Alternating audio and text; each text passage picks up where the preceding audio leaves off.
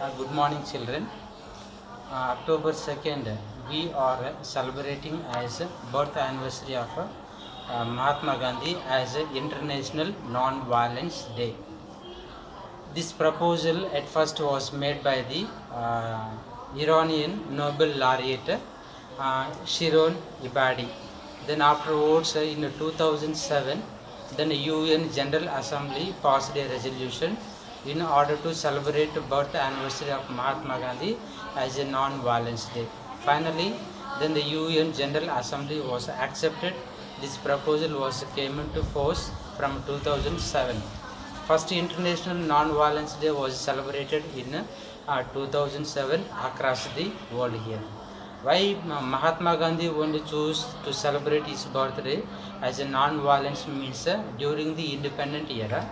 Then Mahatma Gandhi opted and preached three principles here, that is Satyagraha, non-violence and peace. Because of that, then Mahatma Gandhi becomes a world icon. These same principles were preached by rest of the leaders in the world like Nelson Mandela, Martin Luther King. In addition to that, now more than 70 countries were erected the statues of Mahatma Gandhi now around the world now here. In this contrast, then we have to discuss about truthfulness of Mahatma Gandhi here. Then Mahatma Gandhi's view on truthful here. The idea are with the truth.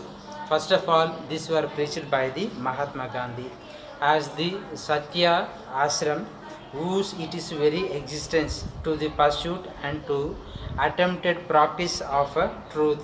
The word Satya or truth is derived from Satya, which means being. Satya or truth is perhaps the most important name of God. In fact, it is more correct to say that God. It is more correct to say that truth is God or God is truth. On a deeper thinking, it will be realized that Sat or Satya is the only one correct and fully sign fact name for God here. In this way, where there is a truth, there is also knowledge, which is true. Where there is no truth, there is also knowledge, which is true. Where there is no truth, there can be no true knowledge. These are the principles were preached by the Mahatma Gandhi. At the same time, then Mahatma Gandhi has more and more preaching and promoting truth, non-violence and satyagraha around the world. That's why the word Chit or knowledge is associated with the name of God, with the name of the God here. And where there is a true knowledge, there is always bliss, anand or happiness. And even truth is eternal for all. As we know, God has Sat Chit Anand. Devotion to this truth is the solo justification for our existence.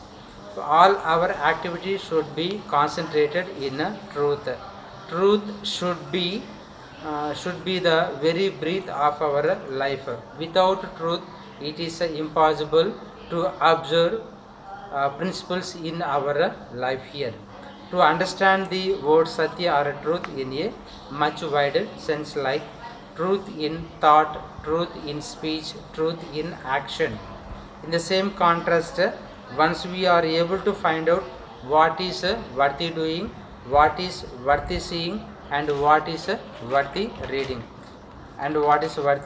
here, by single-minded devotion, that is abhyasa, and indifference to all other interests, in like Vairagya replies in the Bhagavad Gita.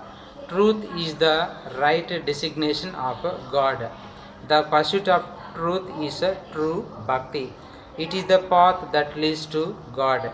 In this connection, it will be well to ponder over the lives and examples of Satya Harichandra, Bhakta Prahalada, Ramachandra, Prabhupada Muhammad, and Christian saints, etc.